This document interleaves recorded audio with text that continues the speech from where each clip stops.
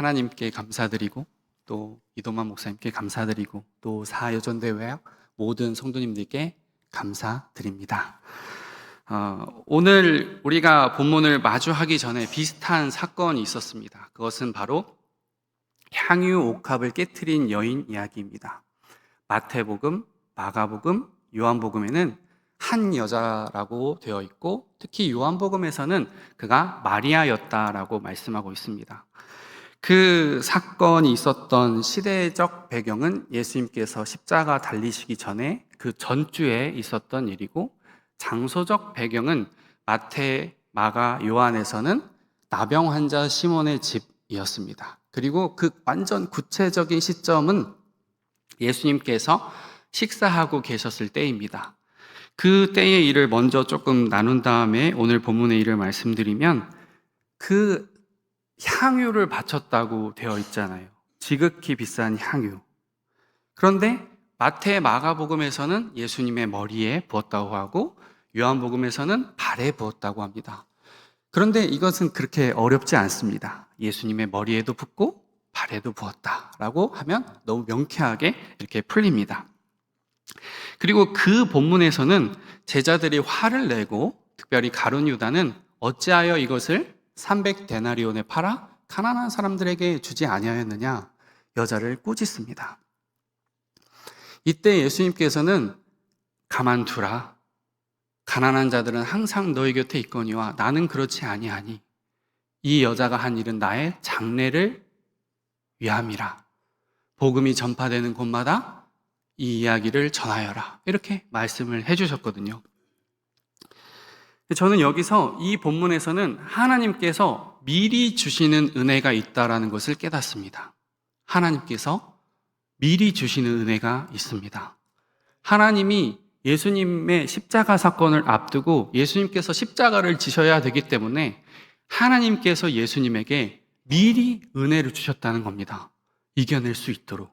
그 고민스러운 순간, 그 고통스러운 기도의 자리, 땀방울이 핏방울 되기까지 기도하셨던 그 겟세마노의 기도, 그런 것들을 생각해 보면 하나님은 미리 은혜를 주신다라는 것을 알 수가 있습니다.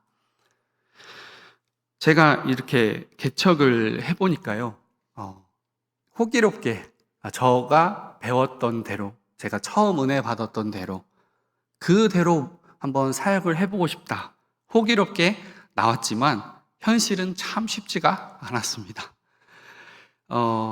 처음에 교회를 나와서 물론 교회도 열심히 이렇게 청소하고 바꾸고 했지만 한편으로는 가정을 위해서 파트타임 일을 할 수밖에 없었습니다.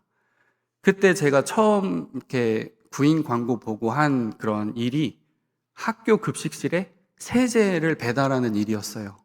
별거 아닌 것 같지만은 혹시 이 중에서도 혹시 그 학교 급식실에서 일하는 분이 계실지 모르겠습니다. 그 세제를 배달을 하는데 세제 종류가 얼마나 많은지요. 식기세척기에는 세제가 들어가고요, 린스가 들어갑니다. 저는 왜 여기에 린스라고 이름을 붙였는지 모르겠지만 아무튼 그런 세제 린스가 몇 종류가 있습니다. 그 다음에 그 오븐을 깨끗하게 하는 오븐 클리너, 사과 식초, 그 다음에 가루형 세제, 여러분 주부이시면 다 쉽게 아시죠? 그런 가루형 세제, 액체형 세제, 막 그런 것들을 열심히 배달을 했어요. 창고에서 꺼내서 먼지를 후 불어서 이 먼지가 제 얼굴에 좀 달라붙죠. 그리고 나서 미리 준비한 라벨지에다가 이 제품이 뭐고, 출고 날짜, 그 다음에 유통기간 이런 걸 적어서 라벨지 붙이고 스카치 테이프 붙이고 한 50개에서 120개 정도를 배달을 해요. 진짜 무겁거든요. 그래서 군산, 익산, 전주, 그 다음에 정읍, 고창 이렇게 5개 지역에 한 50여 개에서 60여 개의 학교를 가요. 그럼 학교마다 너무나 천차만별이고 또 급식실도 너무 천차만별이고 정말 축축한 창고부터 그렇게 해서 선입선출이라고 다 아시죠? 그래서 새로 가져온 물건은 뒤에다가 다 끄집어내서 뒤에다 딱 차곡차곡 놓고 앞에 소진돼야 될 거를 앞에 정리를 다 해드리고, 그 고무장갑 끼셨으니까 드라이버 같은 거, 나사 같은 거 못 만지시잖아요. 그러니까 저희들이 이런 거 편히 봐드리고, 그렇게 또 납땜 할 거 있나? 이렇게 회사에 신고하고, 그렇게 하고 때로는 아버지가 힘들게 농사 지으시니까 한 번씩 따라가서 그 진통제 드시고 농사 지으시는 아버지 옆에서 일을 좀 거들기도 하고 그렇게 보냈습니다. 근데 제가 그렇게 일을 열심히 하니까요, 교회 가기가 좀 어렵더라고요. 새벽에 기도를 드렸어요. 하나님, 지금 저에게 단 얼마만 주시면 세상 일 하지 않고 주의 일만 하고 싶습니다. 그렇게 새벽에 기도를 드렸어요. 네, 하나님은 군산 동부교회를 비롯해서 또 이렇게 돕는 천사들을 하나 둘 붙여주시기를 시작했습니다. 그래서 받은 만큼은 아니겠지만은 그래도 최선을 다해서 여러 곳에 선교하려고 노력하고 있고 또 하고 있습니다. 어쨌든 저에게도 그렇게 건강이라고 하는 미리 주신 은혜가 없었다면 무엇인가 저에게도 미리 주신 은혜가 있더라고요. 다 살아가는 아내도 있고 자녀도 있고 그런 미리 주신 은혜를 통해서 또 어려운 시간을 잘 지나갔습니다. 다시 말씀으로 돌아가서 저는 오늘 읽은 본문이 아니라 왜 다른 본문으로 설교하고 있을까요? 근데 저는 방금까지 말씀드린 이 본문에서 몇 가지 의문점이 있었어요. 과연 이 여인은 예수님의 장례를 다 알고 부었을까? 아니면은 붓고 나니까 예수님께서 내 장례다라고 말씀해 주시고 두둔해 주신 걸까? 저는 두 번째라고 생각합니다. 예수님께서 밝혀주시고 다른 제자가 혼내치지 않도록 감싸주셨다고 생각해요. 그러면 또 두 번째 질문이 있어요. 그 질문은 그러면 도대체 왜 이 귀한 것을 예수님께 단번에 불쑥 드렸을까? 그것을 생각을 해봅니다. 우리가 다 알고 있다시피 인도 히말라야의 고산지대에 나는 그 하나의 풀의 종류, 그 뿌리, 우리가 역사나 이런 거를 보면 고고학 발견할 때 붓 같은 걸로 흙을 털어내잖아요. 일단 농사 지어야 돼요. 거기까지 올라가서 농사 지어야 되고 누군가는 그것을 훔쳐가지 못하도록 청지기가 있어야 돼요. 지켜야 돼요. 그 다음에 그것을 잘 우리 뭐 산삼이나 인삼 같은 거 있으면 소중하게 캐듯이 그걸 하나하나 소중하게 닦아가지고 또 실어 와서 씻어야 돼요. 그거를 빻고 찧어서 한 방울씩 한 방울씩 만드는 거예요. 그러면 이 귀한 오일을 담는 옥합은 시리아나 이집트에서 나온대요. 그러면 세상에 그 시리아에서 옥합을 가지고 와서 다시 그 옥합이 이동하는 거예요. 그러니까 얼마나 이게 비싸겠어요.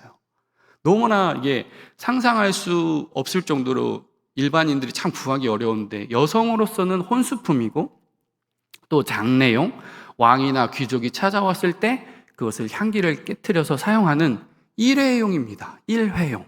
너무 비싼데 아껴서 조금씩 사용하는 것이 아니라 옥합의 그 목 부분을 부러뜨려서 깨트려서 사용하는 일회용입니다. 그런데 참 이해가 되지 않는 이 행동을 왜 했을까? 물론 마태, 마가, 요한복음에서의 사건과 오늘 읽은 누가복음의 사건은 성경학자들은 구분해서 봅니다. 이거 다른 사건일 것이다 이렇게 봅니다. 그런데 왜 이런 행동을 했느냐를 살펴보면 이 본문을 읽어가면서 말씀을 계속 나누겠습니다.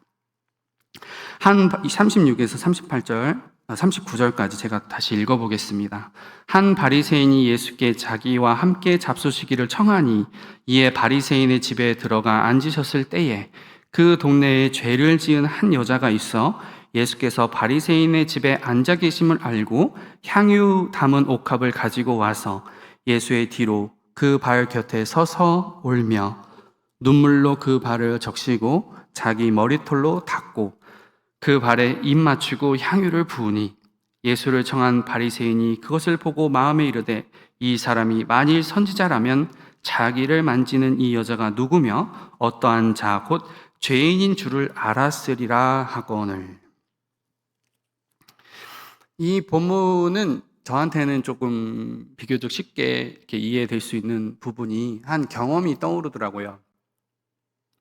제가 20대 초반에 저희 아버지 개척하셔가지고 참 나름대로 어렵게 사역을 하시는데, 혹시 아버지한테 설교 들으시면서 자라보신 분 계시나요? 그러면 새벽 기도회, 수요 예배, 금요일, 주일 오후 이렇게 설교를 쭉 듣다 보면요, 그 다음에 무슨 예화가 올지 외워져요. 죄송하지만 이 다음에는 분명히 이 이야기가 나올 거야. 요의 이야기가 나왔으면 반드시 이 이야기가 붙을 거야 라고 하는 그대로 하셨어요. 그러니까 저처럼 교만한 예비 목회자가 볼 때 아버지의 설교는 참 부족했어요.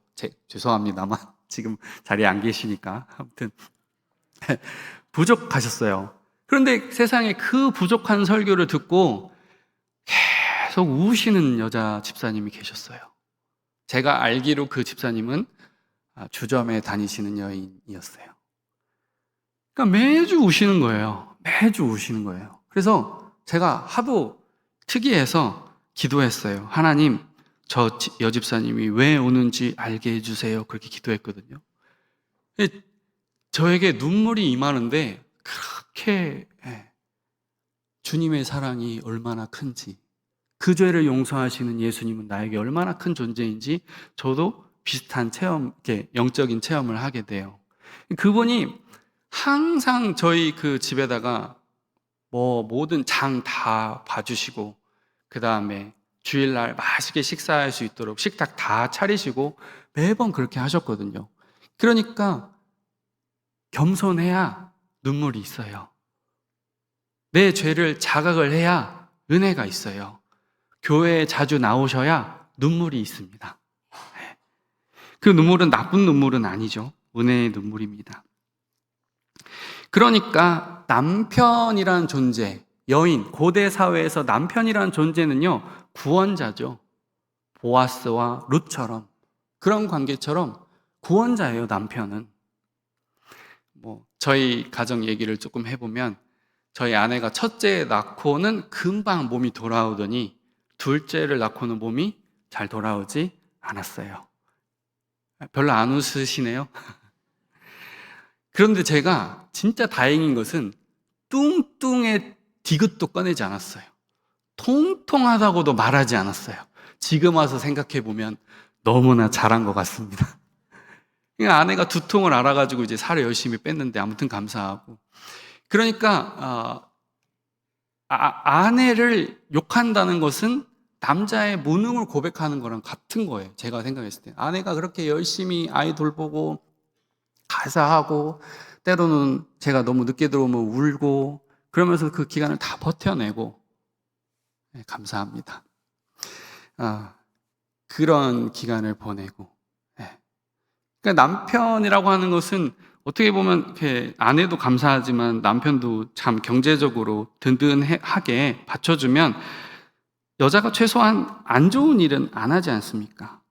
그런데 그녀를 죄인인 여인이라고 그랬어요. 도대체 어느 직업을 붙여야 죄인이라는 단어가 붙을 수 있을까요? 군인, 소방, 공무원, 농사, 상업, 영업, 판매원? 어느 것을 붙여봐도 감히 죄인이라는 단어를 붙일 수는 없어요. 그리고 그녀의 어린 시절을 생각해보면 결코 좋은 유년 시절도 못 보냈을 것 같아요. 부모님이 한 분 안 계시거나 고아이거나, 아니면 부모님이 다 잘 살고 그 여성을 충분히 케어하면 굳이 그런 일을 안 해도 되잖아요. 그러니까 이러한 일들이 있는데, 저는 무슨 생각이 들었냐면, 어느 순간에는 이 향유 옥합이 트로피예요, 트로피. 자기가 모은 재산이에요. 나 이거 있어. 나 뭐뭐뭐 있어. 명품 있어. 그게 굉장히 자랑거리죠. 그런데 예수님을 만나고 나니까 이 트로피가 아닌 거예요. 만약에 업소 여성이라고 한다면 그 여성이 그 향유 옥합을 모으기까지 얼마나 많이 죄를 지었을까요? 감히 상상해보면 많은 남자들이랑 데이트를 했을 것이고요. 적은 남자를 만났더라도 그 남자의 주머니를 털어와야 돼요. 들릴라와 삼손의 관계처럼 뭔가 이렇게 들들 볶아서 가져와야 돼요. 세상 말로 호구를 잡는다고 그래요. 어쨌든 이러한 죄를 많이 지어야 되고 향유 옥합은 어느 순간에 꼴 보기 싫은 물건이 된 거예요. 너무너무 이쁜 트로피였는데 어느 순간 너무너무 보기 싫은 그런 꼴 보기 싫은 물건이 돼버린 거예요. 그런데 예수님을 더 깊이 만나고 나니까 이 향유 옥합은 죄가 없어요. 마치 TV를 돌리는 인간의 사람에 따라서 채널이 달라지고 TV는 TV 그 본연의 역할이 있듯이 옥합은 전혀 죄를 짓지 않았거든요. 예수님께서 죄가 하나도 없으시다고 하셨잖아요. 그 모습과 순전한 나드 한 근의 향유 옥합은 같은 거예요. 그러니까 이거를 빨리 예수님께 드려야 되겠다라는 마음이 생긴 것 같아요. 제가 추정해보면. 그래서 그 향유 옥합을 가슴에 품고 달려간 거예요. 왜? 예수님 떠나가시면 또 만나기 어려우니까 이 향유 옥합을 지금 드려야 되겠다고 하는 그런 간절하고 애타는 마음이 있어가지고 그 향유 옥합을 잘 들고 뛰어갔을 것 같아요. 그래서 그 발에 서고 울고 그 발에 눈물과 입맞춤과 향유 옥합을 부었습니다. 제가 얼마 전에 우리 교회에 이렇게 나오시는 성도님 중에 이렇게 좋은 식사 자리를 대접을 해주시고 또 헌금을 여러 번 하신 집사님을 봤어요. 근데 제가 그분한테 조금 해드린 게 있거든요. 그분이 전남 광주에 사시는데 뭐라고 할까요? 건어물 사업을 하세요. 그래서 남해에서 물건을 떼어와서 전남 지역에 파시는 거예요. 조그마한 가게를 이제 겨우 인수를 해서 하는데 CCTV가 없다는 거예요. 그래서 제가 가서 CCTV를 달아드렸어요. 또 한 가지 부탁을 하시더라고요. 목사님, 사실 우리가 저온 창고, 냉동 창고가 있는데 이 설치 기사님이 이 저온 창고와 핸드폰 사이 저온 창고의 온도를 체크할 수 있는 어플을 잘 깔아주고 이렇게 설명해주고 가야 되는데 그냥 덜렁 갔어요. 그래가지고 제가 그거를 막 해드렸는데 저도 무섭더라고요. 여러분 아시죠? 업자들은 절대 자기가 모르는 물건은 손대지 않습니다. 근데 저는 업자가 아니니까 성도님이니까 이거 리셋 버튼 눌러도 돼요? 물어가면서 막 이것저것 눌러가지고 겨우겨우 해드렸어요. 그러니까 그분이 너무 좋아하시는 거예요. 너무 좋아하시는 거예요. 그래서 이렇게까지 이렇게 대접해 주실 필요가 있을까 했는데 밤에 깊이 생각해 보니까 이분의 근심이 사라진 거예요. 해산물은 철이 있잖아요. 그렇죠? 멸치, 새우, 김, 뭐든 해산물은 철이 있잖아요. 그 철의 냉동 창고에 잘 들여와서 파는 기간 동안 잘 보관을 해야 되는 거예요. 밤마다 궁금한 거예요. 이 냉동 창고가 잘 있나? 고장나서 온도가 고장나진 않았을까? 밤마다 고민이 깊은 거예요. 근데 제가 어떻게 도와드려서 그게 해결이 됐거든요. 아, 그렇구나. 근심이 없어져서 은혜가 있는 거구나. 저는 이 설교 본문을 준비하면서 여러분은 군산 동부교회를 통해서 어떠한 근심을 사라지는 경험을 하셨나요? 여러분 자신에게 잘 한번 곰곰이 물어보시길 바랍니다. 여러분은 군산 동부교회에서 어떠한 근심을 사라지는 경험을 하셨나요? 그게 과연 작은 것인가요? 이어지는 40에서 43절입니다. 예수께서 대답하여 이르시되 시몬아 내가 내게 이를 말이 있다 하시니 그가 이르되 선생님 말씀하소서. 이르시되 빚 주는 사람에게 빚진 자가 둘이 있어 하나는 500데나리온을 졌고 하나는 50데나리온을 졌는데 갚을 것이 없으므로 둘 다 탕감하여 주었더니 둘 중에 누가 그를 더 사랑하겠느냐? 시몬이 대답하여 이르되 내 생각에는 많이 탕감을 받은 자니이다. 이르시되 내 판단이 옳다 하시고. 같은 말씀을 한번 더 드릴게요. 여러분 기도하시다가 은혜 체험하셨죠? 어떠한 집안의 경제든 자녀의 문제든 자녀 결혼이든 출산의 문제든 여러분 교회에서 기도하셨을 거 아닙니까?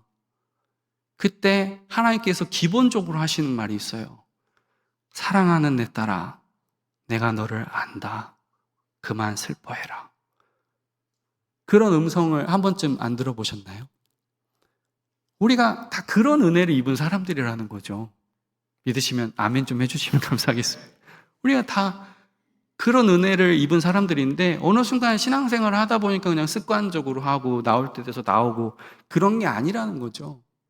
우리의 신앙은 특별하고 권능 있고 위로하는 힘이 있는 줄로 믿습니다.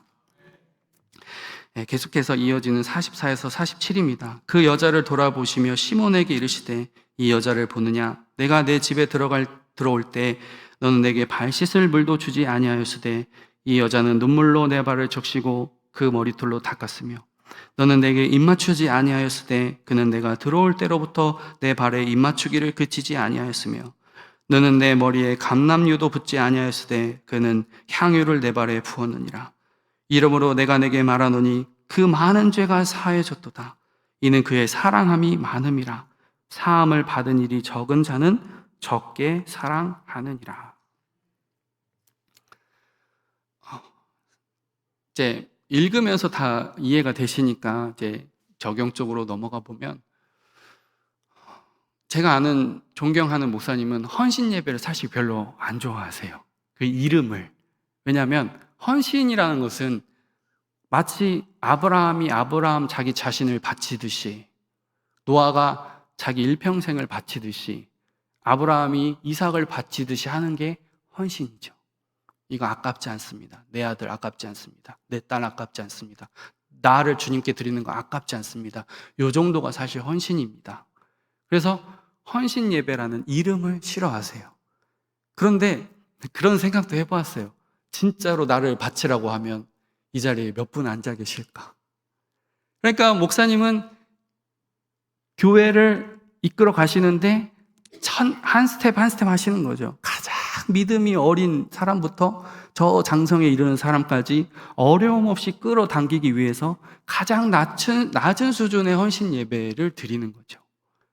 그래서 저는 오늘 군산 동부교회 사전도의 헌신 예배는 그런 예배가 아니었으면 좋겠어요. 네. 집에 가셔서 남편을 살살살살 사랑으로 들들 볶으시든지,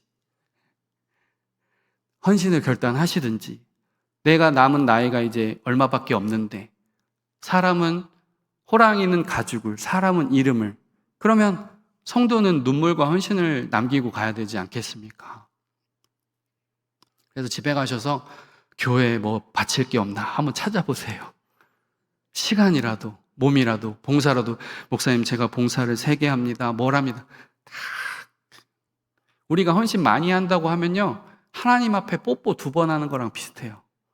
제가 제 딸 둘째를 4번이나 살려줬거든요. 기도가 막혀가지고 거꾸로 들어가지고 막 팍팍 때려가지고 기도를 4번이나 뚫어줬어요. 근데 이제 7살 먹었다고 와서 이렇게 안아달라고 하면 잘 안 와요.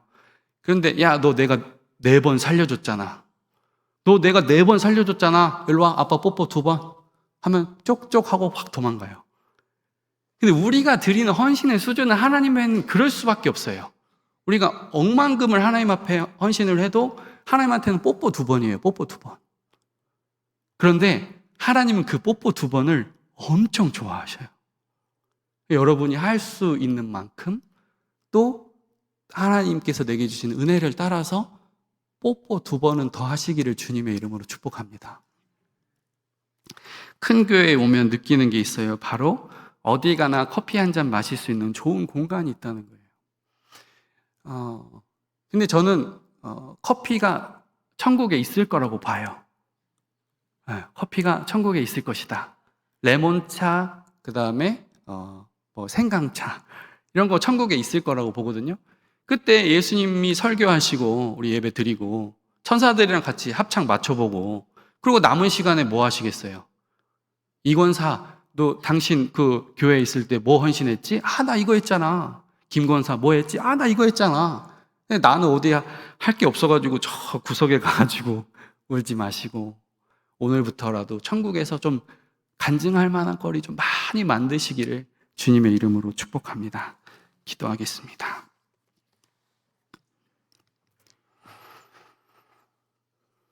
하나님 아버지 감사합니다. 헌신 예배, 우리가 목회적인 것을 고려하느라 작게 준비하지만 하나님 우리의 마음속에 헌신할 수 있는 열정을 일으켜 주시옵소서. 나이가 많아서 건강하지 않아서 핑계대지 아니하고 주님이 나를 살려주신 은혜를 생각하면 주님, 우리가 뽀뽀 2번 정도는 더 할 수 있을 줄로 믿습니다. 우리의 형편에서 할 수 있는 만큼 또 부부가 협력하여 하나님께 귀한 헌신을 하는 그런 삶의 예배로 나아가게 하여 주시옵소서.